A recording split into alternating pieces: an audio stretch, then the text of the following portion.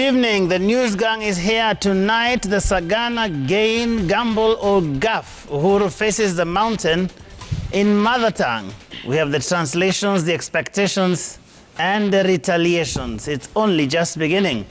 A red letter weekend or a red herring as the Mio NDCs come to town, and Oka too. What now? Also on the show tonight, a debt of falsehoods, backpassing, and bad manners. Who left us out to dry? On the kicker tonight, a quiet anniversary of a murder most foul. Did Pio Gama Pinto die in vain? Yvonne takes on why lowering food prices won't happen on Twitter. Who's your MCA? Asks the punchline. And on the angle tonight, the National Delegate Conventions or the National Delegate Choreography. Behold the harvest season. Muthuri ucio nitumunyite ibaru tumutindike ahituke kuthina naguo tunyitirire ona mwanake uyu wakwa riri akanyita raini acokeri kuu na kuu mbere ni tukamuhe ni ndina thina ni gutire mundu unyimite no riu haha ri ai ni tuthii uria hagiriire.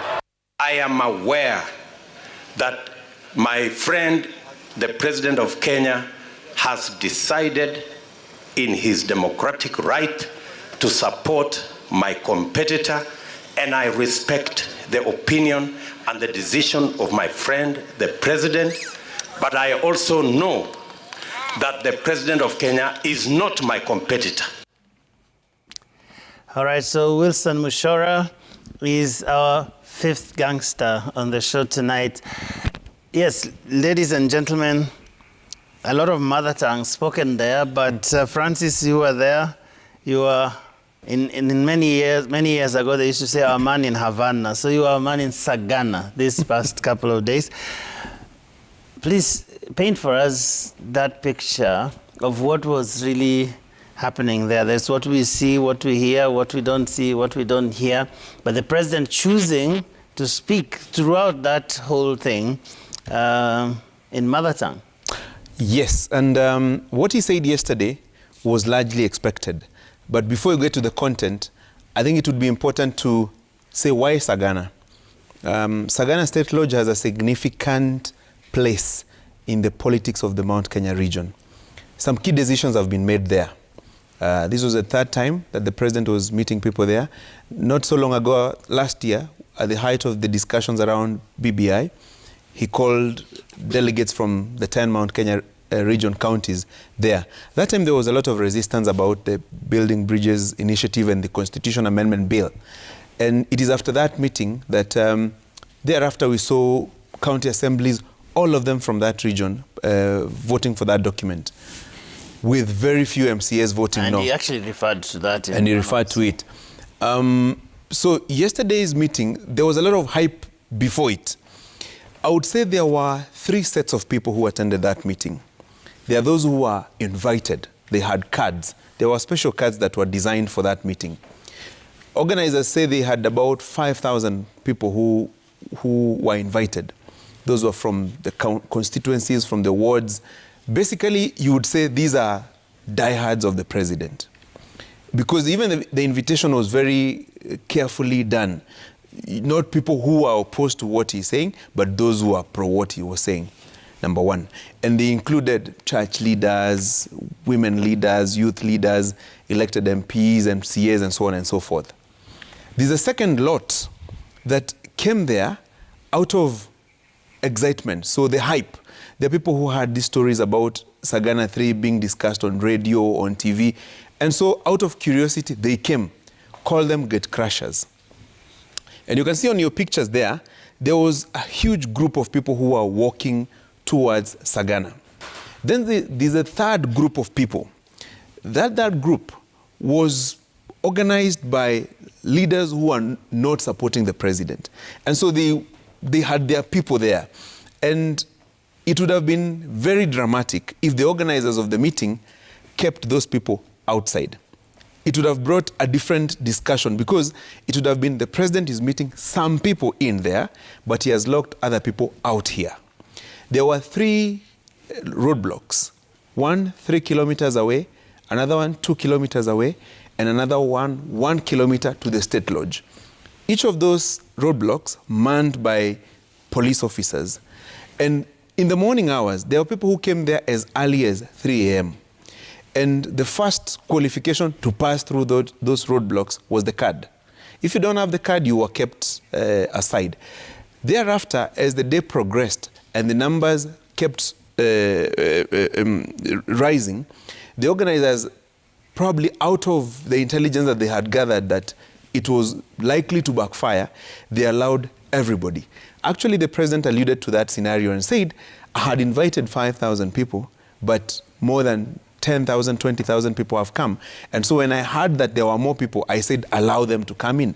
And so you would say in that meeting, there were those who had been invited, there were those who get crushed, and there were those who the intention was to come and represent the opposing view to what the president was going to do. But ultimately, it ended up being like almost one meeting where it was the president speaking and those who were in attendance listening. As to whether they agreed with him 100% on what he said, his choices, and so on and so forth, is a discussion different. Yeah, I mean, the next few weeks and months will answer that question. But Linus, a very interesting development. The president going to Sagana, we all knew that, and speaking in his mother tongue, quite aware, of course, that there were cameras and all kinds of people who would be listening to this and perhaps not understanding, or at least not understanding in the manner in which he probably meant it to be understood.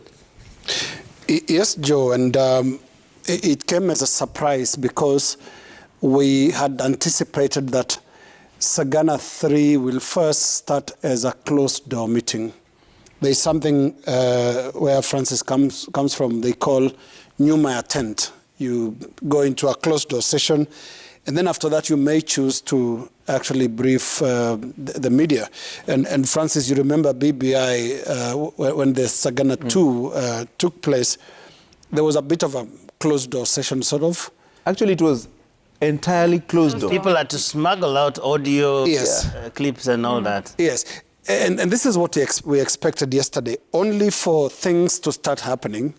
I remember we were watching our feed from Sagana, and we were just preparing the team for the time that will be cut off. So the prayer came in, and then after the prayer, there's some introduction, and things developed, and then the president started executing his presentation in the Kikuyu language. But remember, he also asked, do you want me to speak in this language? Should I continue in this language, or should I use another language? And then he justified that by saying that what he's going to say is anyway something he can say in Kisumu, he can say in Mombasa.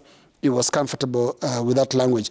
But language aside, this was a regional forum, and it was expected that this is the direction it would take. I know there is a whole debate that is going to come up as to whether it's correct or right for the president, as a symbol of national unity, to actually conduct an event in this manner. But I would say, isn't the question too late in the day? Because back in 2017, during the campaign for the 2017 election, we had the president conducting rallies in his mother tongue. And all I know is there have been 4 presidents in this country so far. Uhuru Kenyatta is the 4th president. I know there is 1 president or 2.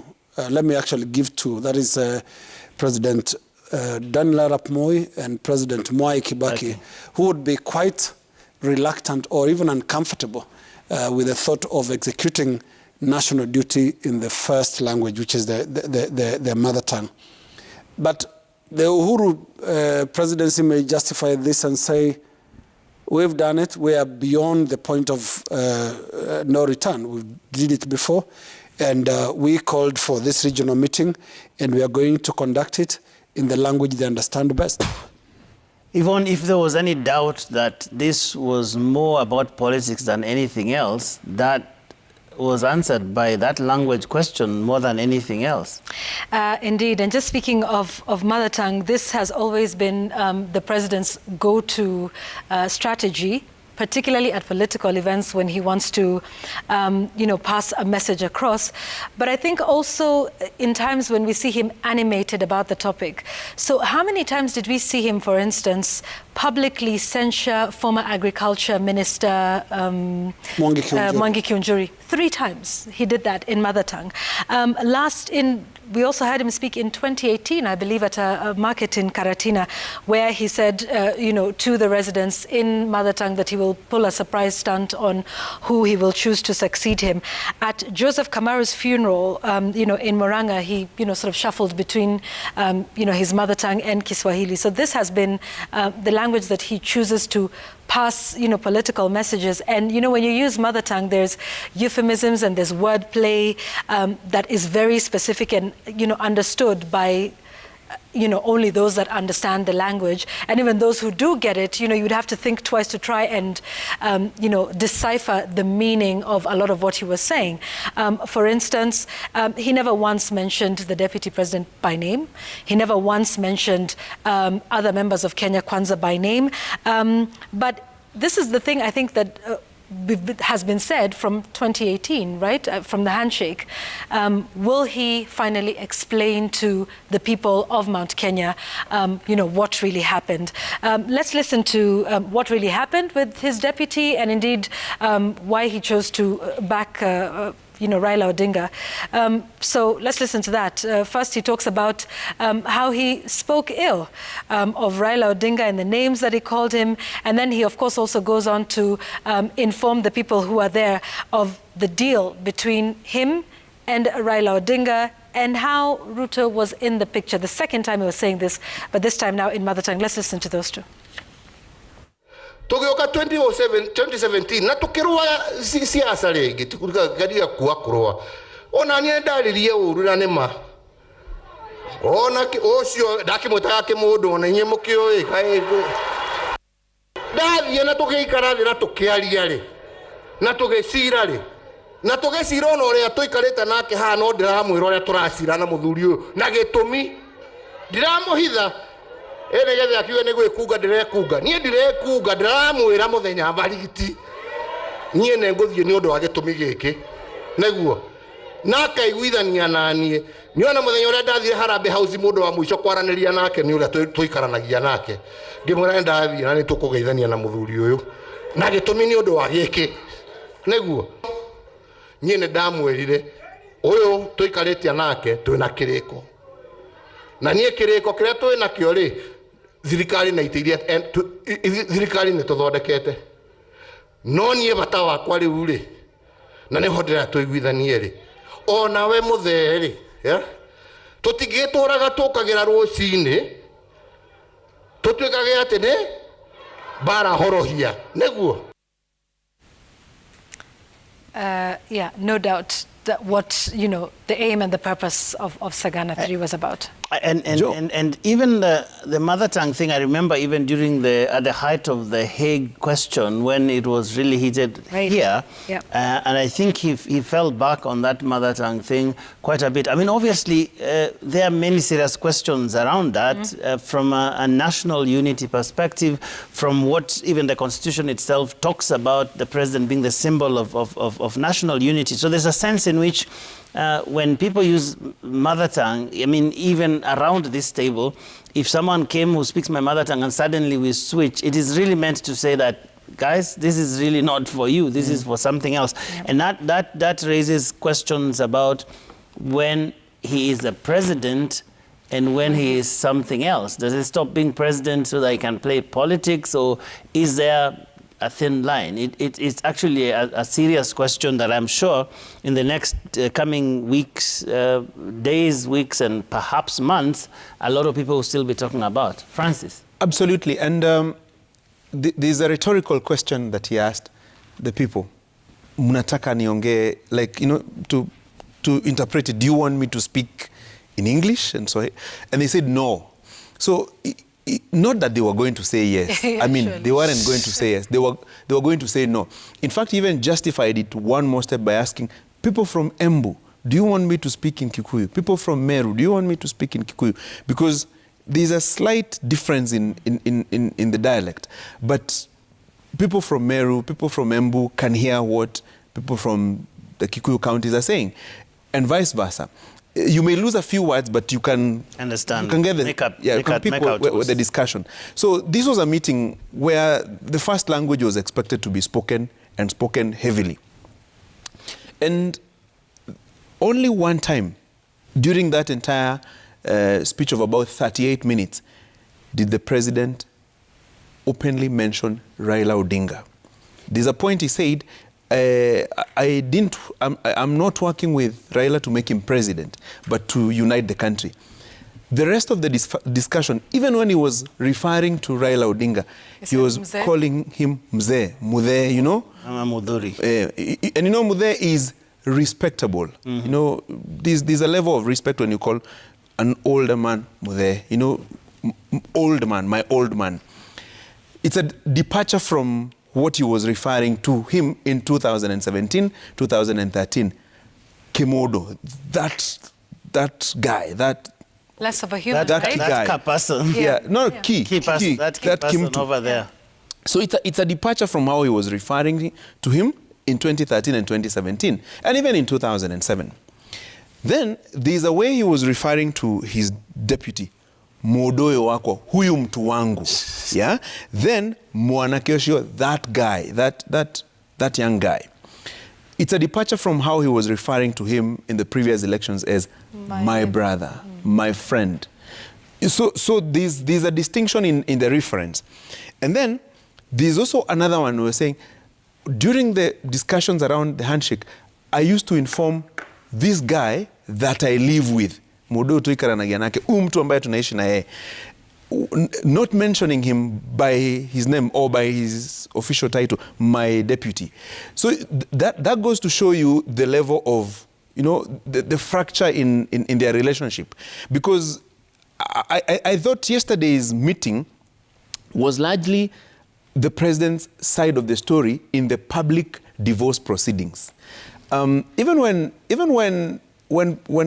you go to the family division of the High Court, when people are discussing divorce proceedings, they will not refer to each other with nice terms. They will call each other huyu mtu, this person. Yet these are, a few years ago, these are people who are, you know, calling each other with very nice words. Yeah. Sweet, you know, sweet nothings, if you may like. Yeah, So yeah. goes to show you the level of, you know, how the relationship, how the Uhuruto bromance has disintegrated.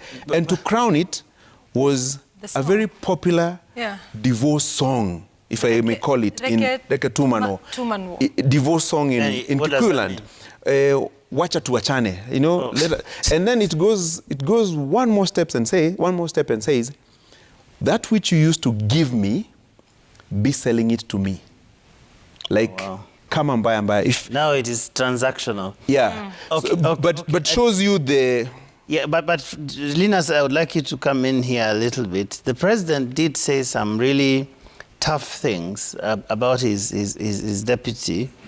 I mean, he, as Francis says, never referred to him by name, but there was no one who was in any doubt whatsoever. The inference. Who the president was talking about, and whether it is issues of corruption. I mean, he was basically painting this as someone who doesn't speak the truth, as someone who has basically fiddled with the resources that we have in this country. That is pretty tough.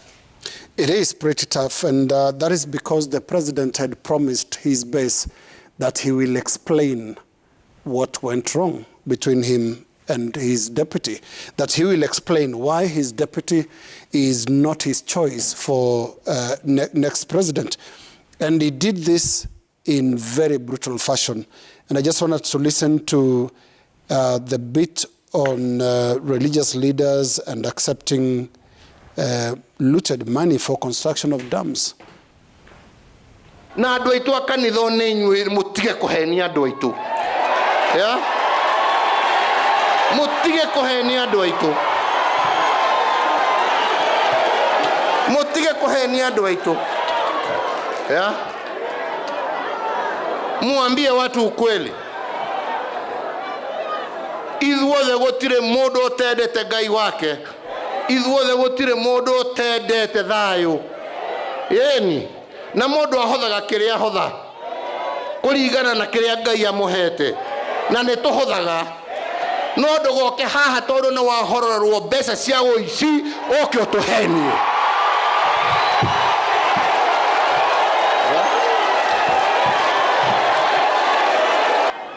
woka haha na mbeca iria ũrarĩa nĩ mbeca ciagĩrĩirwo nĩ gũtwarĩra andũ a Elgeyo Marakwet damu bilioni 3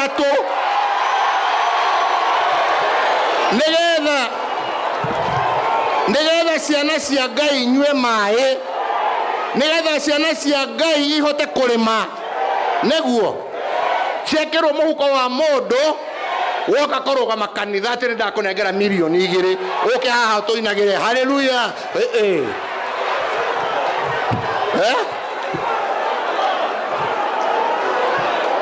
oyai mbeca ciama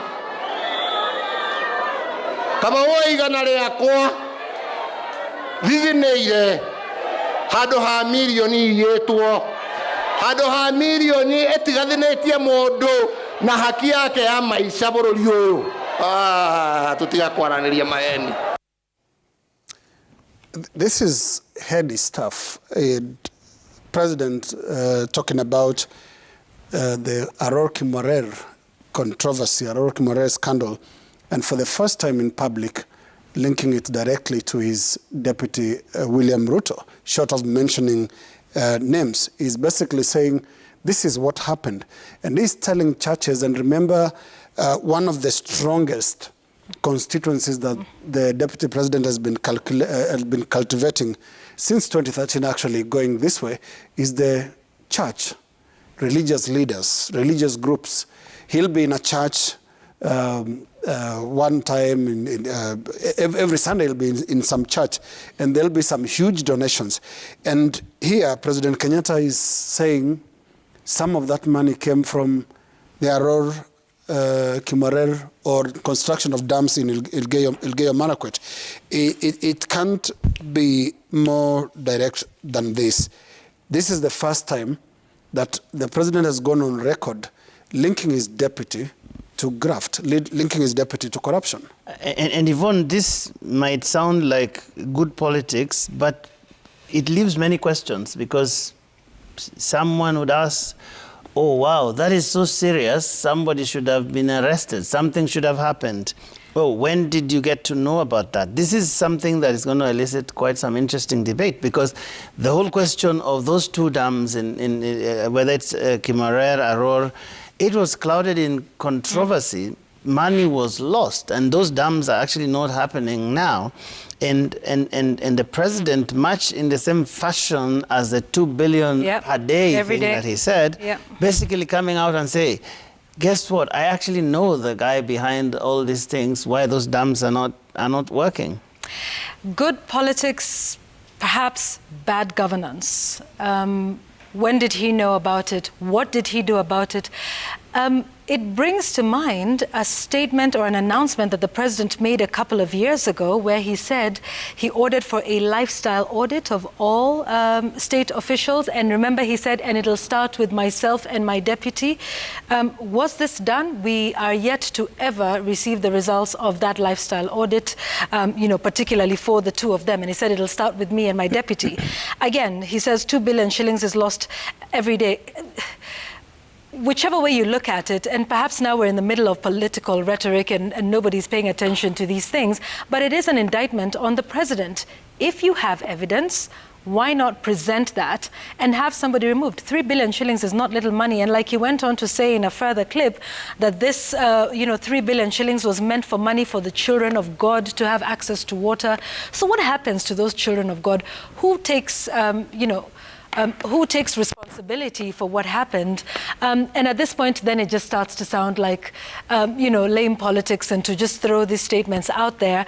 And again, it reminds me of very many other unsubstantiated claims that have been made by the president. Anybody remember the so-called issues he's had against the 6 judges who were supposed to be appointed, to their positions? But he has constantly said he's got, issues with their integrity, but he's happy to leave some of them who are still serving, in various other, jurisdictions within the court. And so with this one, he was happy to have a deputy president whom he says, misappropriated 3 billion shillings for dams. That was quite a big thing from 2013 to 2017. Yeah, but we need to take a break, but I think there's also another layer to this thing, and perhaps that might put context to what the president is doing here. I mean, supposing he came out and said, we have some evidence, EACC go after William Ruto. I mean, there's also the dimension of how politics and corruption in this country are so intertwined that you never actually know when what ends and what starts. Yeah. So there's also perhaps from where the president sits, where he says, okay, maybe there was something there, but is it possible to fight this thing, using the courts and all of these things happen? Or is it now time to fight it politically? That's a question that someone will be talking about. Then there is the whole thing of real politics. I mean, there's a time when the president, politically speaking, actually needed the deputy president. I mean, supposing he blew this up, he went to Sagana the way he has done today in 2016, what would have happened in 2017? So there are real questions here from a governance perspective, but also from politics, because the president said, sasa wakati ni wa siasa, and I think you're going to hear a lot of those things. Yeah. That is when people remember so-and-so was involved in Goldenberg, so-and-so was involved in maize and all of these things. And they are thrown out there because guess what? A lot of things happen in the political space, but because of political experience, no one actually gets to talk about them until a time like this comes, and I see everybody. Yeah, but I just want to quickly add. I just want to quickly add, but to what end? Because how does this benefit us, as voters? So we're going to have all of this mud thrown around, but for what? And I think what you were probably trying to allude to is, people in glass houses. Let us remind the president that he still owes us a response to the Pandora Papers question. He promised that. Still yet to happen. He promised us a look into the SGR the contract when everybody was saying something is not right there. He hasn't yet. So even as he raises this, no doubt, the same questions will be asked of him. And perhaps that's what you're saying, that he probably didn't raise these issues because he knows if he does, then, one finger points at the other, but there's 4 fingers pointing back in your own direction. Joe, 2 things. You remember during the Grand Coalition government, when there was a fallout between the former president and the former prime minister's side, there was a barrage of accusations and counter-accusations. Yani ukiweka tunaweka, ukirusha tunarusha. You remember how the documents were coming from both sides of the political divide of the government that time. Mtaani, they call it kusetiana. Yani, you set me up, I set you up. You say stuff about me, I'll say stuff about you. I will not be surprised very soon if you hear very heavy stuff linking the president or even close members of his family or his friends being linked to certain mega corruption or something like that. You will hear it very, very soon, because this is that season of kusetiana. And I would think the Sagana meeting had the key agenda was basically to deconstruct the deputy president. And deconstruct him how? By first linking him directly to the question of corruption. We've heard all stories about him being linked to corruption, but the president has never mentioned anything about his deputy directly or linked him to any graft scam directly. This is the first one that the president has openly spoken about. And the questions that you raise, Joe and Yvonne, are very pertinent. Like, at what point was there a realization that the money that is being distributed by the deputy president, or the money that the president accuses the deputy president of laundering through churches, at what point was this realization made? And what stopped that discussion before the fallout? Number one. And number two, there is the youth question. Because, I mean, let's say in the Mount Kenya region largely, a good number of the youthful voters are linked or are allied to the deputy president. And so it was also a meeting to try and get them out of there. Number 3, the church. You know, it was a very, I would say, a very delicate thing for the president to directly attack the church. There's a certain level at which the church and its leaders are held. So if you confront them directly and you are well aware of their proximity to the voters every Sunday in very specific sittings that are not promoted. I mean, people go to church every Sunday as a matter of... We need to take a break. Yes. John Buddy, ODM chairman, says, we seem to forget very fast. Remember when the issue of the dams came up, the DP surprised everyone by coming out very angry and made it clear that it was politics. He didn't send his troops, but came out in person. If he was arrested after that, it would have certainly turned ugly. We need to take a break because after that we're going to take a response of the deputy president, because he did speak about what the president was saying, particularly his endorsement of Raila Odinga. But that's coming up after the break. Correct.